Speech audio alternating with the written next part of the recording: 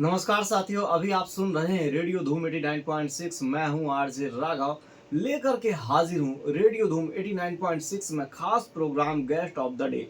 साथियों, रेडियो धूम आपका रायगढ़ का अपना रेडियो स्टेशन है जिसमें हम अलग अलग तरह के प्रोग्राम करते हैं, मगर program guest of the day बहुत खास हो जाता है। और खास इसीलिए हो जाता है क्योंकि इसमें हम मुलाकात करते हैं अपने ही अंचल की किसी खास शख्सियत से, जानते हैं उनके बारे में, उनके प्रोफेशन के बारे में और उनके टैलेंट के बारे में। और इसी क्रम में आज हमारे साथ स्टूडियो में मौजूद हैं श्रीमती अमृता मुंदड़ा जी। आप एक गीतकार बोल सकते हैं, गायक बोल सकते हैं, भजन गायक हम आपको बोल सकते हैं। आप बहुत बढ़िया से भजन गाती हैं और आप एक हाउस वाइफ भी हैं। ये एक बहुत कठिन काम हो जाता है कि जब हम घर का काम करते हैं उसके साथ साथ अपने शौक पूरा करते हैं, तो दोनों में तालमेल बैठाना अपने आप में बड़ी बात हो जाती है। और ये तालमेल आप कैसे बैठाती हैं, आज इन्हीं कुछ विषयों पर हम बातचीत करेंगे, सुनेंगे आपके गाए हुए भजन भी। तो चलिए करते हैं प्रोग्राम की शुरुआत और स्वागत करते हैं आज की हमारी गेस्ट श्रीमती अमृता मुंदड़ा जी का। मैडम, बहुत बहुत स्वागत है आपका program guest of the day में। सभी साथियों को मेरा प्यार भरा नमस्कार। और जैसा कि आप जानती है, परिचय में हमने बता दिया है कि आप एक हाउसवाइफ हैं और शौक के रूप में गाना गाती हैं। तो गाने के बारे में, भजन के बारे में हम तो बातचीत करेंगे, मगर रेडियो धूम केवल रायगढ़ में नहीं, रायगढ़ के बाहर भी सुना जाता है। तो हम चाहते हैं कि आप हमारे श्रोताओं के लिए अपना एक परिचय दे दें। आप अपने बारे में कुछ बताएं, अपनी शिक्षा के बारे में बताएं, अपने परिवार के बारे में बताएं। सबसे पहले तो रेडियो धुन का धन्यवाद जिसने मुझे यहाँ आने का मौका दिया। मेरा नाम अमृता मुंदड़ा है। मैं बिहार के पूर्णिया जिले से हूँ। पूर्णिया में मेरा जन्म हुआ था और स्कूलिंग भी वहीं से ही हुई थी। रायगढ़ कैसे आना हुआ? रायगढ़ तो शादी हुई मेरी। अच्छा, इस वजह से। हाँ, तो ये जो गाने का शौक आप इसे कहती हैं, बचपन से था कि अभी आया है, इसके बारे में कुछ बताना चाहें तो? नहीं, बचपन से ही ऐसे गाने में रुचि थी मुझे। मतलब कुछ भी काम करते समय, पढ़ते मतलब लिखते समय कुछ भी गुनगुनाती रहती थी। और मुझे सॉफ्ट म्यूजिक थोड़ा ज्यादा पसंद है। जी, जो धीमे धीमे मध्यम धीमे मध्यम सुनने चलता है। में जिसमें आनंद आए, जी। सुकून मिलता है मन को एक। और सुकून तो संगीत जरूर देता है। और संगीत एक ऐसी चीज है जिसे फील किया जा सकता है, महसूस किया जा सकता है। बिल्कुल, हो बिल्कुल। सकता है कोई गाना ना गाए, मगर वो महसूस कर सकता है। यदि आप जीवन में है, प्रकृति में है, तो प्रकृति के अंदर भी बहुत सारे संगीत हैं जी। और आप उससे रिलेट करती हैं। और आगे हम प्रोग्राम में जानेंगे कि आप जैसे भजन लिखती हैं तो लिख पाती हैं। ये भी एक बहुत बड़ी बात हो जाती है साथियों, क्योंकि लिखना हर किसी के बस की बात नहीं हो जाती है। माँ सरस्वती की कृपा रहती है। और किसी ने क्या खूब कहा है कि आत्मा के सौंदर्य का शब्द रूप है काव्य, आदमी होना भाग्य है, कवि होना सौभाग्य। मतलब लेखक होना सौभाग्य की बात है। और इसी विषय पर हम चर्चा करेंगे। जैसा कि हम जानते हैं कि बचपन से ही आपको शौक था गीत गाने का, भजन गाने का। तो बचपन में ऐसा रहता है कि पढ़ाई लिखाई के साथ साथ ये करते हैं, मगर जब एक जिम्मेदारी बढ़ जाती है शादी के बाद, सभी जानते हैं कि कुछ जिम्मेदारियां बढ़ जाती हैं, कुछ कार्य बढ़ जाते हैं और बहुत हमने देखा है कि शौक छूट जाता है, मगर आप अभी तक बरकरार रखे हुए हैं। तो शादी के पहले क्या माहौल था, शादी के बाद क्या माहौल है? माहौल का हमारा मतलब ये है कि उस समय आप कैसे रियाज करती थी, कैसे प्रैक्टिस करती थी, कैसे समय दे पाती थी और अब कैसे समय दे पाती हैं? देखिए, शादी के पहले की बात कुछ अलग होती है। वो एक बचपन होता है, एक कुछ आज़ादी भी होती है। तो वो रियाज तब भी करती थी और रियाज अब भी करती हूँ। अच्छा। ये था कि शादी के कुछ सालों बाद तक नई जिम्मेदारियां थी, बच्चे हुए, बच्चों में मैंने अपना समय दिया। परिवार को भी समय देना बहुत जरूरी है क्योंकि परिवार सबसे पहले है जी, उसके बाद ही सारे शौक हैं। बिल्कुल। बात अभी भी रियाज करती हूँ, समय निकल जाता है, ऐसा नहीं है। अपने व्यस्त जीवन से मैं समय निकाल लेती हूँ क्योंकि ये मेरा बहुत बड़ा शौक है और सबसे बड़ा शौक है। जी। और शौक को जिंदा रखना ये भी अपने आप में एक बड़ी बात हो जाती है। और जैसा कि आपने कहा परिवार में ध्यान देती हैं, तो अधिकतर हम सुनते हैं, कहते भी हैं कि जो स्त्री होती है, महिला होती है, नारी होती है, त्याग का दूसरा नाम होती है। मतलब अपने शौक को किनारे करके पहले परिवार को आगे करना। मगर एक परिवार का यदि सपोर्टिव नेचर मिल जाता है, सपोर्टिव परिवार मिल जाता है, सपोर्टिव फैमिली मिल जाती है, तो हम अपने शौक को भी आगे बढ़ा सकते हैं। तो शादी के पहले की बात हुई, अब शादी के बाद आप कैसे समय निकाल पाती हैं? और बीच में तो जैसे बच्चों की देखभाल में थोड़ा सा समय उनको देना पड़ा, अब कितना समय निकाल पाती हैं?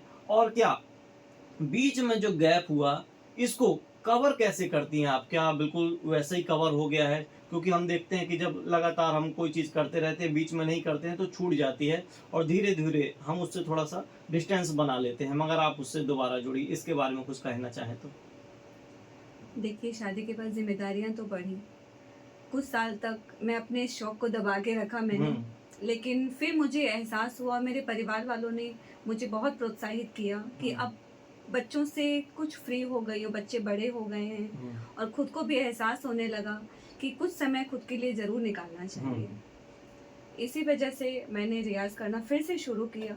जो रियाज़ मेरा मतलब बीच में बंद हो गया था, हुँ। वो मैंने फिर से शुरू किया और फिर से रुचि हुई गाने की और बस आगे बढ़ी फिर। और जैसा कि आपने कह दिया कि सॉफ्ट गाने आपको पसंद हैं, हुँ। वही गाती होंगी। तो सॉफ्ट में किस प्रकार से आपको गाने पसंद हैं? थोड़े टची, थोड़े फीलिंग्स, इमोशंस हुँ। ऐसे तड़क-भड़क थोड़े कम हाँ, वो पसंद हैं। धूम-धड़ाका वाला नहीं। नहीं, हालाँकि वो हमारा मतलब रेडियो धूम नाम है। नहीं, धूम-धड़ाके वाले पसंद हैं, बट हाँ। सुनने में मज़ा नहीं आता वो मुझे। हाँ, वो कर्णप्रिय एक ऐसा शब्द है हाँ, जिसको लोग ज़्यादा मानते हैं। अलग-अलग अपनी-अपनी पसंद हो जाती है और कभी-कभी जो सॉफ्ट गाने की बात होती है कि हम अकेले भी रहते हैं ना, तो हमको अकेला उतना महसूस नहीं होने देते हैं।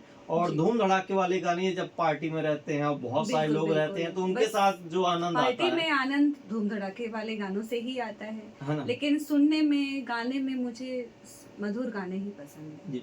और अब बात आती है तालमेल बैठाने में हैं। जी, कि शादी के पहले जैसे आपने कहा कि थोड़ा-सा आज़ादी रहती है, कर्तव्य कम रहते हैं, केवल बस। पढ़ना रहता है, मगर अभी ज़िम्मेदारियाँ जैसे बढ़ जाती हैं, हुँ। मगर शौक को ज़िंदा रखना भी अपनी बड़ी बात हो जाती है। तो कैसे आप इसमें तालमेल बैठा पाती हैं और क्या चुनौतियाँ आ सकती हैं? चुनौतियों का मतलब कभी-कभी ऐसा रहता है कि हम थोड़ा-सा व्यस्त हो गए, दिन में मान लीजिए आधा घंटे रियाज़ करते हैं, आधे घंटे की जगह 15 मिनट कर पाए, तो हाँ। उसको फिर कैसे कवर कर पाते हैं? और उस आधे घंटे या 15 मिनट जो भी आपका समय रहता है, आप कैसे निकाल पाती हैं और क्या नियमित कर पाती हैं इसे?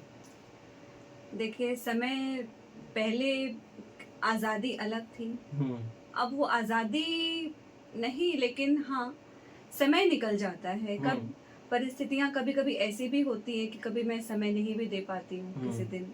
वो कभी-कभी काम ऐसे भी आ जाते हैं। परिवार है, कभी आना-जाना, कुछ ना कुछ लगा ही रहता है। हुँ, बच्चों के साथ भी, बच्चों को भी समय देना पड़ता है, बच्चों की क्लासेस वगैरह रहती हुँ। है, उनको भी समय देना है। लेकिन किसी दिन समय नहीं मिलता है तो अगले दिन फुर्सत मिली, थोड़ा-सा 2, थोड़ा 4, 5 समय मिनट एडजस्ट ज़्यादा दे करके, देती हैं। थोड़ा-सा 15-20 मिनट ज़्यादा देकर हुँ, हुँ। वो फिर वो बैलेंस हो जाता है फिर वो टाइम। चलिए, बहुत बढ़िया तरीके से आप बता रही हैं। और साथियों, श्रोताओं, यदि आज़ादी का मतलब आप ये समझ रहे हैं कि गुलामी होता है शादी के बिल्कुल बाद, तो नहीं, बिल्कुल ऐसा नहीं। नहीं है। आज़ादी का मतलब पहले कर्तव्यों पहले में थोड़ी-सी बचपन कमी थी, था, हाँ, हाँ, ड्यूटी की पहले कमी थी। बचपन एक ड्यूटी की कमी थी, वो बस अब ड्यूटी बढ़ गई है। बिल्कुल, बिल्कुल। पहले और ये हम कर्तव्य होता है, ज़िम्मेदारियाँ होती हैं, इसको आप ये सभी की बिल्कुल भी ज़िंदगी ऐसा में आती मतलब है। ना निकालें कि आज़ादी का हाँ, मतलब दूसरा ऐसा हो कि घर में जाके फँस गए हैं। बस हमारी कुछ ज़िम्मेदारियाँ होती हैं कि जैसे हम खाना ही बना रहे हैं, अधिकतर हुँ, महिलाओं में खाना बना रही हैं और बहुत सारे ऐसे काम हो जाते हैं, मगर फिर भी अपने आप के लिए समय निकालना ये बहुत बड़ी बात हो जाती है। और जो महिलाएँ सुन रही हैं रेडियो धूम 89.6 को, उनको मोटिवेशन मिलेगा। मोटिवेशन इसलिए मिलेगा, यदि उन्हें लगता है कि शादी के बाद तो अब क्या करना, शौक छूट जाता है, तो आप बहुत सारी महिलाओं के लिए मोटिवेशन है कि यदि कुछ समय के लिए गैप हो भी गया है, तो फिर से हम उसमें रिकवर कर सकते हैं। और जब गीत संगीत की बात आती है, रियाज़ की बात आती है, तो सीधा प्रश्न हमारा ये है आपसे कि क्या आप कोई शिक्षा ले रही हैं अभी संगीत की? हाँ, अभी संगीत की शिक्षा ले रही हूँ मैं। श्री अरुण विश्वकर्मा जी हैं मेरे गुरु। हुँ, वो मुझे नियमित रूप से संगीत का ज्ञान देते हैं। हुँ। घर आके देते हैं। हाँ, घर तो आके। किस प्रकार सिखाते हैं, क्या सिखाते हैं? जैसे हम अधिकतर देखते हैं कि हारमोनियम को बेस मान लेते हैं, उसी से क्या आप रियाज़ करती हैं, हाँ, उसी को बेस मानती हैं क्या? हारमोनियम पे रियाज़ करती हूँ, जी। हारमोनियम पे करवाते हैं। उनका कहना गले की आवाज़ हारमोनियम से ज़्यादा बेहतर बनती है। अच्छा, हम अधिकतर देखते हैं कि जब बिना हारमोनियम के, बिना गुरु के जब किसी दिशा में आगे बढ़ते हैं तो हमें ये पता नहीं चल पाता कि हम सही हैं कि गलत है। हो सकता है गॉड गिफ्टेड कुछ चीज़ रहती हैं, हम सही चले जाते हैं, मगर गुरु से जब ज्ञान मिलता है तब लगता है कि हाँ, थोड़ा-सा यदि जो धारा है ना कि हुँ। अलग-अलग बह रही थी तो एक सीक्वेंस में जाते हैं। तो जब आप बिना गुरु के गाती थीं और अभी जब आपको गुरु मिले, तो क्या अंतर देखती हैं इन दोनों में आप? एक-एक स्वरों की मोड़ को गुरु हुँ, ही पकड़ पाते हैं। हुँ, छोटी-मोटी गलतियाँ तो हुई सबसे होती हुँ, हैं। हुँ, हमें पता नहीं चलता, हमें एहसास नहीं होता हम जब गाते हैं कि हमसे क्या गलती हो रही है। हुँ, पर गुरुजी तुरंत उस गलती को पकड़ के हुँ। हमें एहसास कराते हैं और हमें नई शिक्षा देते हैं कि वो गलती हम सुधारें। अच्छा, अपना स्केल पहचानना, अपनी हुँ। स्केल पहचानना एक बड़ी बात हो जाती है। स्केल जो लोग संगीत से जुड़े हैं वो समझ पाते होंगे कि निम्न रहता है, मध्यम रहता है, हाँ, उच्च हाँ। रहता है। तो आपने स्केल को क्या पहचान लिया है और क्या उसी स्केल में गाती हैं आप? कभी-कभी कोशिश यही रहती है स्केल में बैठ जाता है गाना, हुँ। स्केल में ही गाती हूँ, लेकिन कभी-कभी ऊँच-नीच हो जाती है, ऊपर-नीचे हो जाता है तो गुरुजी सही करवा देते हैं। अच्छा, हारमोनियम में जब हम उँगलियाँ फिराते हैं, तो अधिकतर देखते हैं जो बहुत ही पारंगत रहते हैं, वो कहीं भी सोचें, कुछ भी देखें, हुँ, उँगलियाँ वहीं जाती हैं। जी। मगर शुरुआत के क्षणों में हमें ऐसा लगता है कि थोड़ा-सा ध्यान देना पड़ता है। तो अधिकतर देखते हैं कि जब एक व्यक्ति ना एक ही जगह ज़्यादा ध्यान दे पाता है। तो जब हम उँगली कर रहे हैं, तो गाना में भूल गए हुँ, और हुँ। गाना गा रहे हैं, तो उँगली भूल गए। उँगली क्या बोल कभी शुरुआत में ऐसा होता हुँ। था, अभी होता है कि अभी सब ठीक चल रहा है? नहीं, नहीं ऐसा होता है, होता भी था और होता भी है हुँ। क्योंकि मैं बेसिकली वोकल्स का ही रियाज़ करती हूँ। हुँ। मुझे बजाना आता है पर हुँ। उतनी पारंगत नहीं हूँ अच्छा। हारमोनियम और बजाने में। रियाज़ की बात करें तो कितने समय तक आप रियाज़ करती हैं? कितने समय का मतलब आधा घंटा, 15 मिनट, 1 घंटा? लगभग आधा से पौन घंटा हाँ, प्रतिदिन का। प्रतिदिन का रियाज़ करती हाँ। हैं। अच्छा, रियाज़ करने से ज़ाहिर-सी बात है कुछ न कुछ फ़ायदा तो होता है। तो कितने समय में कितना इम्प्रूवमेंट होता है और क्या इम्प्रूवमेंट लगातार जब होता है तो अधिकतर देखते हैं कि गले में कुछ खराश रहती है, जी। पुरुषों की भी रहती है, महिलाओं की भी रहती हुँ, है, हुँ। तो वो अपने आप ठीक हो जाती है क्या? वो गले में रियाज़ करने से गले में एक तरह की हरकत आती है हुँ, हुँ। और रियाज़ करना तो बहुत ही ज़रूरी है। बिना रियाज़ के तो हमें स्वरों का ज्ञान ही नहीं हो पाता है। जी, और होमवर्क की तरह होता है रियाज़, एक आप कह सकते होमवर्क हैं। है, हाँ, एक होमवर्क ही है, वो करना ही पड़ता है। अगर नहीं करेंगे तो हम पीछे रह जाएँगे। हम पीछे रह जाएँगे और कभी-कभी ऐसा लगता है कि हम बहुत जल्दी सीखना चाहते हैं। अच्छा, ऐसा भी रहता है कि कई लोग गाते बहुत अच्छा हैं, उन्हें हारमोनियम बजाना नहीं आता है, प्ले करना हाँ। नहीं आता। कई लोग हारमोनियम बहुत बढ़िया प्ले कर लेते हैं, मगर गले में वो जो मिठासपन रहता है, वो नहीं रह पाती है। और आपको बहुत सारी शुभकामनाएँ, बधाई कि भगवान ने आपके गले में वो जो मिठास है, वो तो दी है। तो कितना आसान हो जाता है यदि गले में पहले से मिठास है तो? ये तो भगवान का आशीर्वाद ही है कि उन्होंने मुझे इस लायक बनाया। गले पे मेरे हुँ। सब कहते हैं मिठास है, तो उनका ही आशीर्वाद है, उनकी ही देन है ये तो। जी, उस और हम सीधे अब भजन में आते हैं। बहुत समय से साथियों हम बात कर रहे हैं, भजन गायिका बोल रहे हैं और भजन की बात ही नहीं कर रहे हैं, तो आपको भी लग रहा होगा कि भजन तो आ ही नहीं रहा है। तो बिल्कुल भजन आएगा और इसको हम ऐसा मान सकते हैं कि आपको सॉफ्ट जो म्यूज़िक है वो तो पसंद है, सभी को पसंद रहती है। और हम इसमें आते हैं कि आत्मा से परमात्मा जुड़ी रहती है। जी। और जब आत्मा और परमात्मा जुड़ी रहती है तभी ऐसे कुछ भजन हमें पसंद आते हैं और हम उसमें गाना चालू करते हैं। तो श्रोताओं, हम आपको ये जानकारी दे दें कि आप भजन लिखती भी हैं। ये भी बहुत बड़ी बात हो जाती है, जैसा कि शुरुआत में हमने आपको बताया। तो भजन लिखने के बारे में हम आपसे और भी बातचीत करेंगे। भजन के भी अलग-अलग प्रकार होते हैं। कोई मतलब जैसे लखवीर सिंह लखा भी वो भी गीत गाते हैं और ऐसे कुछ भजन जो सॉफ्ट होते हैं और आप भजन लिखते भी हैं। तो आपको किस प्रकार के भजन पसंद है? कैसे आप उनमें घुल-मिल जाती हैं? डिवोशनल भजन हुँ, और जिसमें प्रेम हो, थोड़े भाव हो, हुँ। भाव भरे भजन मुझे बहुत पसंद और है। बिना भाव के बिना भजन भाव तो हो के ही नहीं तो भजन सकते। हो ही नहीं सकता। हाँ। भाव अगर मन में आते हैं, हुँ। तभी हमारी कलम चलती है। अच्छा, कलम चलने से याद आया कि आप खुद लिख पाती हैं, तो ये बहुत बड़ा हुनर होता है, बहुत मुश्किल से मिलता है, जैसा कि हमने कहा ईश्वर की कृपा रहती है तभी मिल पाता है। तो आपको कब पता चला कि मैं लिख भी सकती हूँ? कुछ कुछ लिखने का शौक था। भजन नहीं लिखे थे पहले, हम्म। करीबन 2-3 साल पहले। शादी हो घर में, किसी के लिए किसी की एनिवर्सरी हो, बर्थडे हम्म। हो, तो मन करता था कि मैं अपने से कुछ उनके लिए अपने विचारों को व्यक्त करूं। हम्म। तो वो लिखने के माध्यम से सोचा लिख के देखती हूँ कि कुछ लिख पाती हूँ क्या। हम्म। लेकिन देखा मैंने कि हाँ, मैंने उनके लिए कुछ लिखा और उनको बहुत पसंद आया। हम्म। ऐसे लिखने की इच्छा बढ़ती गई और मुझे ऐसा लगने लगा कि मैं आगे शायद भजन भी लिख सकूं। और आपने लिखने की बात की, 2-3 साल पहले का आपने जिक्र किया, हम्म। तो केवल शादी के बाद आपको पता चला कि आप लिख सकती हैं, हाँ, कि हाँ। शादी के नहीं, पहले नहीं, से शादी पता? के पहले तो मुझे लिखने का अनुभव बिल्कुल भी नहीं था। अच्छा, ये बहुत कम देखा बिल्कुल जाता भी है नहीं था। श्रोताओं की। हम देखते हैं जिनके अंदर हुनर रहता है, बचपन से रहता है। तो हुनर तो आपके अंदर बचपन से था, मगर यह है कि निकलता कब है, एक्टिवेट कब होता है, वो तो शादी के बाद आपका एक्टिवेट हुआ। तो आप कोई भी भजन लिखती हैं तो कितने समय में एक भजन आपका कंप्लीट हो जाता है? क्योंकि हम देखते हैं कवियों को, जब उनके अंदर भाव आता है तो कभी कभी 5 मिनट 10 मिनट में एक पूरा गीत तैयार कर देते हैं। कभी कभी मुखड़ा बन जाता है, अंतरे में 1 हफ्ते लगा देते हैं। तो आपको कितना समय लिखता है और कैसे भाव आते हैं लिखते समय? सबसे पहली बात तो मैं कोई कवि नहीं हूँ। ये मेरा लिखना शौक ही है। और कवि से हमारा तात्पर्य है जो लेखक होते हैं, जिनके अंदर लिखने का गुण है। और कुछ भी यदि आप लिख पाते हैं तो उसको एक कविता हम मान लेते हैं। ये एक बोल सकते हैं, उसका पर्यायवाची आप बोल सकते हैं लेखक का। जी। मन के ऊपर है। कभी कभी ऐसा होता है कि हमें टाइम नहीं मिल पाता, हम हम्म। बिजी रहते हैं, तो उस दिन कुछ समझ में नहीं आता। कभी हम्म। कभी ऐसा होता है कि वही जिस जैसा आपने कहा कि 10 मिनट 15 मिनट, हम्म। 1 घंटा, कभी कभी 1 घंटे में भी एक भजन लिख लेती हूँ। और कभी कभी वही भजन मुझे लिखने में 7 दिन भी लग जाते हैं, क्योंकि घर में भी, घर की तरफ भी देखना होता है। कभी कभी पारिवारिक जिम्मेदारियां इतनी बढ़ जाती हैं कि कभी समय नहीं भी निकल पाता जी, उतना और मुझे। ये बहुत बड़ी चीज रहती है, मगर इसके बावजूद अपने हुनर को निकालना ये बहुत बड़ी बात हो जाती है। और जब ख्याल आता है तभी हम लिख पाते हैं। बिल्कुल। तो हम चाहते हैं आपका कोई एक भजन, अभी हम गाने की जगह भजन शामिल करना चाहते हैं अपने प्रोग्राम में। तो आपका गाया हुआ कोई एक भजन जो आप हमें और हमारे श्रोताओं को सुनाना चाहें। अभी 22 जनवरी को प्रभु श्री राम अवध पधार रहे हैं। बिल्कुल। तो सब पूरे देश के लिए, पूरे विश्व के लिए गर्व की बात है। जी जी।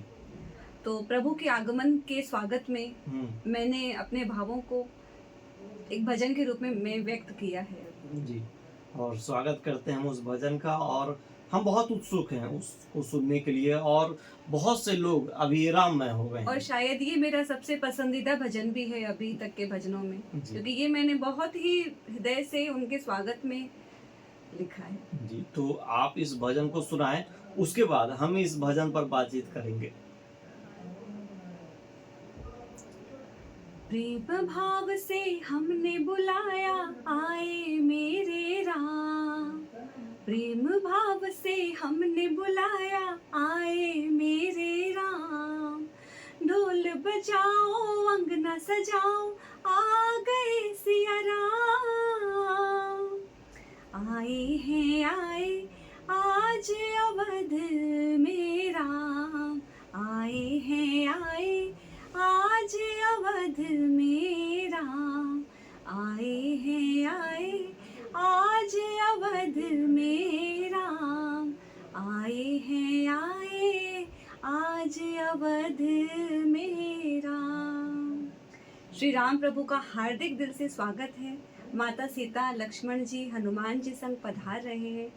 पूरे देश के लिए ये गर्व की बात है। आज अवध की सारी गलियां सज गई, सज गया जहान ये सारा।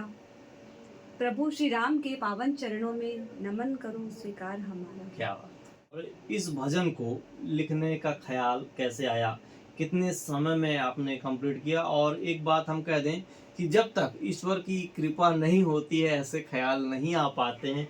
उसकी कृपा होती है तो ख्याल आते हैं, फिर उन ख्यालों को हम शब्दों में पिरो पाते हैं। तो इसी भजन के बारे में आप हमें कुछ बताना चाहें तो? बरसों इंतजार के बाद ये शुभ अवसर हम सबके जीवन में आ रहा है, पूरे विश्व के लिए, पूरे देश के लिए, पूरे सनातन धर्म के लिए ये गौरव की बात है। भगवान का इंतज़ार सभी तहे दिल से कर रहे हैं। ऐसे में मैंने भी अपने मन के भावों को, अपने विचारों को एक भजन के रूप में, कविता के रूप में पिरोया और उसको फिर भजन के रूप में मैंने प्रस्तुत किया।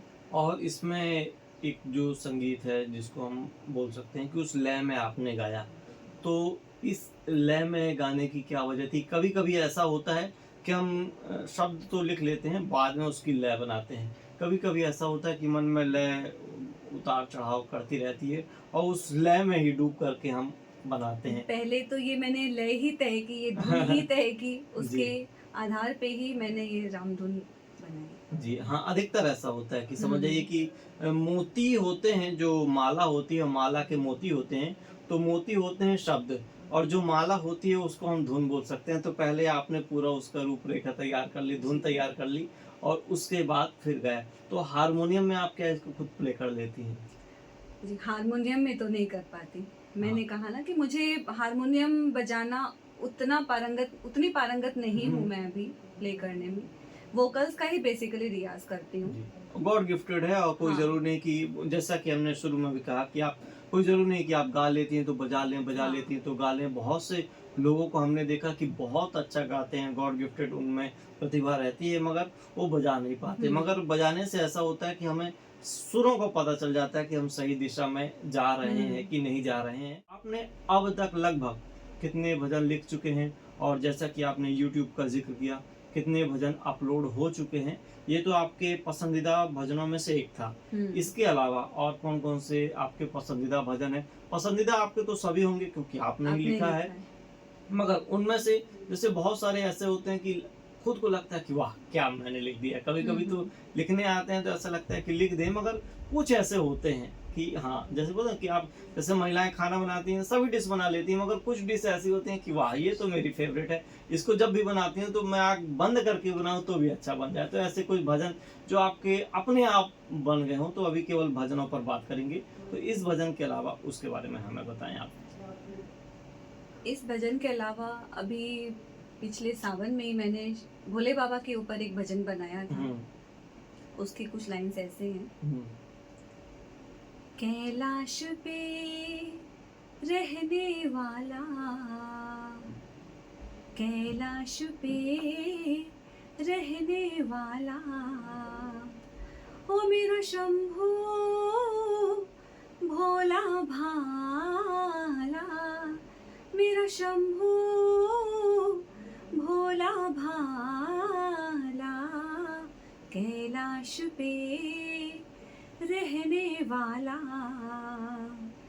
ओ मेरा शंभू भोला भाला, माथे तेरे चंद्र है सोहे, गल सर्पों की माला हो भोले, माथे तेरे चंद्र है सोहे, गल सर्पों की माला, अद्भुत माया तेरी शिव, त्रिलोक का तू रखवाला, कैलाश पे रहने वाला, ओ मेरा शंभू भोला भाला। क्या बात है। और सावन में आपने इसको लिखा, और सावन अभी राम में सब हो रहे हैं तो राम पे लिखा। ऐसा बोल सकते हैं कि मौसम के हिसाब से, समय के हिसाब से आप भजन लिखती हैं। बहुत ही प्यारा भजन। इसको लिखने की क्या कहानी है? और अधिकतर देखते हैं जब हम किसी चीज़ में लिखना चाहें, थोड़ा सा उसमें रिसर्च करना पड़ता है, जानना पड़ता है। तो इसके पीछे की क्या कहानी है? रिसर्च मैं अपने मन की करती हूँ। मेरे मन में क्या ख्याल आ रहे हैं भगवान के प्रति, भगवान के प्रति भाव, भगवान के प्रति प्रेम जब मन में आता है तो ये कलम अपने आप ही शायद चल जाती है। मन अपने आप ही कुछ गुनगुनाने लगता है और स्वर मन में आते रहते हैं। और इसका भी वही है कि पहले तर्ज आई फिर शब्द आए, वही है ना जी। और इसके अलावा कुछ और भजनों के बारे में आप बताना चाहें तो? अभी कृष्ण जन्माष्टमी पे भगवान कन्हैया, नटखट कन्हैया के लिए भी मैंने एक प्यारा सा भजन लिखा था। और श्रोताओं, जैसा कि हमने कहा कि मौसम के हिसाब से, समय के हिसाब से, और जैसा कि आपने सावन में उसको लिखा, जन्माष्टमी में इसको लिखा, तो ये है कि जब वैसा मौसम आता है तो एक प्रकार से ना प्रकृति ऐसे ख्याल खुद हमारे अंदर मन में, अंतर मन में डाल देती है ताकि हम उसको लिख पाए। तो इसके बारे में हमें कुछ बताएं। नटखट लाला आने वाले हैं घर में, मन में वही धूम थी, और बस लाला का भी स्वागत ही करना था कि कन्हैया आ रहा है, कन्हैया का जन्म होने वाला है, तो कन्हैया के लिए बधाई बांटो, कन्हैया के लिए उत्सव मनाओ। एक प्यारा सा उत्सव है। और कन्हैया के लिए भी जो मैंने भजन लिखा था उसके भी कुछ लाइंस मैं गुनगुनाती हूँ। बिल्कुल बिल्कुल, वही हम आपसे कहना चाह रहे थे कि इसकी भी कुछ बोल यदि आप हमें सुना सकें। सांवली सी है सूरत, सांवली सी है सूरत, है घूंघर वाले बाल। सांवली सी है सूरत, है घूंघर वाले बाल। बाल गोपाल के रूप में आए जग के पालनहार। बाल गोपाल के रूप में आए जग के पालनहार। सांवली सी है सूरत और घूंघर वाले बाल। माते यशोदा की गोद में देखो प्रगटे है गोपाल। माते यशोदा की गोद में देखो प्रगटे है गोपाल। सांवली सी है सूरत। क्या बात। और एक चीज़ हम देख पा रहे हैं, और जो रेडियो में सुन रहे हैं वो तो देख नहीं रहे होंगे, हम देख रहे हैं कि आप जब भी कोई भजन गाती हैं तो उसमें खो जाती हैं, एक अंतरात्मा में लीन हो जाना। बोलते हैं जब तक आप लीन नहीं होंगे तो भजन नहीं गा पाएंगे। तो आपने लगभग हर बोल सकते हैं मौसम के हिसाब से, समय के हिसाब से, ऋतुकाल परिस्थिति के हिसाब से आपने भजन लिखा है। लगभग सभी पर लिखा। हमने शिव भजन भी सुना और ये वाला भी सुना, कन्हैया के ऊपर राम भजन तो है ये। तो लगभग कितने भजन आप अभी तक लिख चुकी हैं और कितने YouTube में जा चुके हैं? YouTube में करीबन मेरे 7 से 8 भजन जा चुके हैं। 2-3 सॉन्ग्स भी मैंने अपलोड किए हैं। जैसे मैंने माँ के ऊपर भी बनाया था, एक फादर्स डे था तो मैंने अपने पापा के लिए भी बनाया था। और आगे कुछ भजन लिखे हुए भी हैं जो मुझे इन फ्यूचर अपलोड भी करने हैं। और कुछ भजन ऐसे भी हैं जो मैं लिख लेती हूँ पर मैंने अपलोड नहीं किए। मन में ख्याल आते हैं, मैं लिखती रहती हूँ, कुछ भगवान के लिए बनाती हूँ और मैं खुद ही गुनगुनाती हूँ। और कभी ऐसा हुआ कि अपने लिए आपने कुछ लिखा हो? अपने लिए मैंने कभी कुछ भी नहीं लिखा। हाँ, ऐसा होता है श्रोताओं। आप देखिएगा, आप अपने मोबाइल से अपना ही नंबर लगा के देखिएगा, बिजी बताएगा, है कि नहीं लगता है? तो कहते हैं कि एक दूसरे से मिलने जुलने में सभी इतने मस्त हैं और खुद से मिलने की सारी लाइनें व्यस्त हैं। तो अपने लिए भी कभी कभी ऐसा होता है कि हम समय नहीं निकाल पाते हैं, मगर अपनों के लिए समय निकालना, उसमें भी हम ढूंढ लेते हैं कि ये भी हम अपने लिए ही समय निकाले हैं। और भजनों की हम बात करें उसके लिए फिर से हम आपको बधाई देते हैं कि आपने बहुत बढ़िया भजन लिखे हैं। और जो भी आपके YouTube में अपलोड हो चुके हैं वो तो लोग सुन ही पा रहे हैं, देख पा रहे हैं। आगे हम और भी इंतजार है हमें कि आप धीरे धीरे अपने और भी भजनों को डालेंगी। इसके अलावा आपने माता जी का जिक्र किया, पिताजी का जिक्र किया, और माँ से बहुत कनेक्ट हो पाते हैं। हालांकि हम भजनों की बात करते हैं, माँ पर लिखा हुआ कोई भी गीत वो किसी भजन से कम नहीं होता है। तो मैं आपसे रिक्वेस्ट करना चाहूँगा, फरमाइश है एक मेरी कि आप यदि वो हमें सुनाना चाहें तो सुना, यदि आप सकती हैं तो।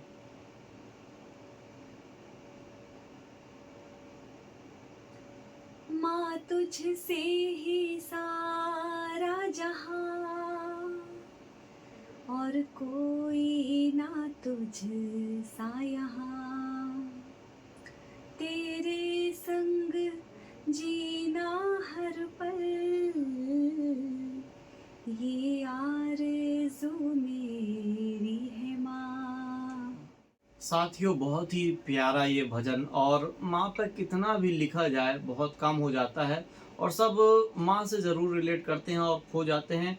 और माँ की अधिकतर तब याद आती है जब हम उनसे दूर चल जाते हैं। बहुत नसीब वाले लोग रहते हैं जो अपनी माँ के साथ ताउम्र रह पाते हैं, और बहुत कम होता है। कभी कभी हम रोज़मर्रा के कारण, जीवन के कारण और रोज़गार के कारण हमें बाहर जाना पड़ता है। और बहुत ही ये आपका मार्मिक भजन है, और इसको मुझे लगता है कि यदि रात में नींद ना आए तो इसको सोते समय यदि सुन लेंगे तो अच्छी नींद भी आएगी। तो बहुत बढ़िया तरीके से आप भजन सुना रही थी, और ऐसा लगता है कि आपसे हम बातचीत करते जाएं, आपके भजनों को सुनते जाएं, आपके गीत को सुनते जाएं, मगर समय कभी कभी पूरी अनुमति नहीं दे पाता है। और हम अंतिम पड़ाव में आ चुके हैं इस प्रोग्राम के। रेडियो धूम में आकर के आपको कैसा लगा, सबसे पहले तो हम ये जानना चाहते हैं। बहुत ही अच्छा लग रहा है रेडियो धुन में आकर मुझे। आप लोगों ने मुझे मौका दिया अपने विचारों को व्यक्त करने का, अपने सभी भाई बहनों, सभी साथियों के बीच अपने विचारों को लाने का। बहुत ही अच्छा लग रहा है, बहुत और अच्छा। रेडियो धूम अधिकतर बहुत से लोग सुनते हैं, महिलाएं भी सुनती हैं। और कुछ महिलाएं ऐसा होता है कि शादी के बाद अपने शौक को दबा देती हैं, या किन्हीं कारणों की वजह से रुक जाता है। बाद में समय भी मिलता है तो उन्हें लगता है अब क्या करना जीवन में, क्या हो जाएगा।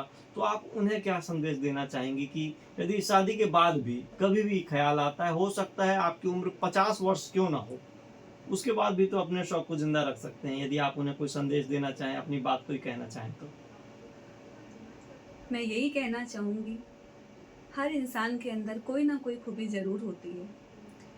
कभी कभी वो अपनी इस खूबी को पहचान नहीं पाते हैं। लेकिन मुझे ऐसा लगता है कि हर इंसान को अपने अंदर उस खूबी को ज़रूर देखना चाहिए, ढूंढना चाहिए कि मेरे अंदर क्या खूबी है, मैं कैसे अपने सपनों को उजागर कर सकती हूँ। हमारे व्यस्त जीवन से जितना भी समय हमें मिल सके, हमें अपनी उन खूबियों को ढूंढ के उनको ज़रूर पूरा करना चाहिए, अपने शौक़ को ज़रूर पूरा करना चाहिए।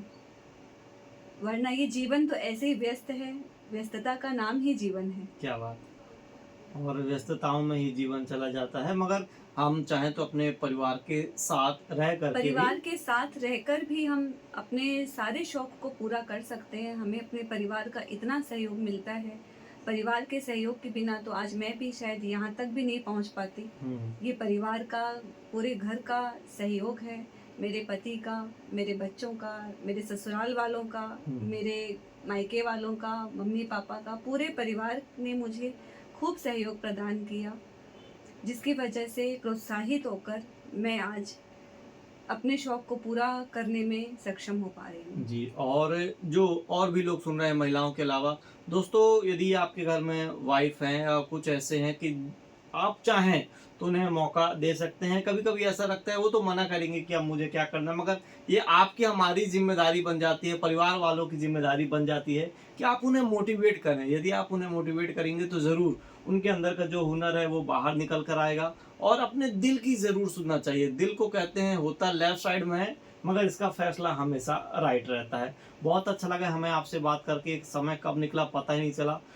बहुत ही मधुर भजन आपने गाए, गीत गाए, और आपके गानों की फरमाइश भी बहुत अच्छी है। और देख रहे थे कि सब कहीं ना कहीं जीवन से कनेक्ट हो पा रहे हैं, और अलग अलग जीवन के पड़ाव आते हैं उनसे कनेक्ट हो पाते हैं। तो बहुत बहुत धन्यवाद आपका रेडियो धूम में आने के लिए, हमसे बातचीत करने के लिए, अपनी बात रखने के लिए। आपका भी तहे दिल से, रेडियो धुन का तहे दिल से धन्यवाद करती हूँ मैं भी। तो साथियों, ये था आज का program guest of the day, जिसमें आज हमारे साथ स्टूडियो में मौजूद थी श्रीमती अमृता मुंदड़ा जी। और जैसा कि आपने जाना, बढ़िया तरीके से आप भजन गाती हैं, मधुर गीत गाती हैं, आपके गानों की पसंद भी बहुत अच्छी है। आप एक हाउस वाइफ भी हैं, मगर ये बहुत बड़ी बात हो जाती है कि एक गृहिणी होते हुए अपने परिवार को पूरा समय देने के बाद उस समय से अपने लिए कुछ समय निकाल करके रियाज करना, अपने लिए वो समय देना, और जो शौक बचपन में थे, दबे थे, उनको बाहर निकालना, ये भी बहुत बड़ी बात हो जाती है। तो साथियों, आज का प्रोग्राम यही हम करते हैं समाप्त। और एक जानकारी दे दें कि आज के प्रोग्राम के प्रस्तुतकर्ता थे रमा शंकर शुक्ला। मगर दोस्तों, आप अभी कहीं जाइएगा नहीं, सुनते रहिए रेडियो धूम 89.6, क्योंकि आपके मनोरंजन की जिम्मेदारी अब है हमारी। नमस्कार।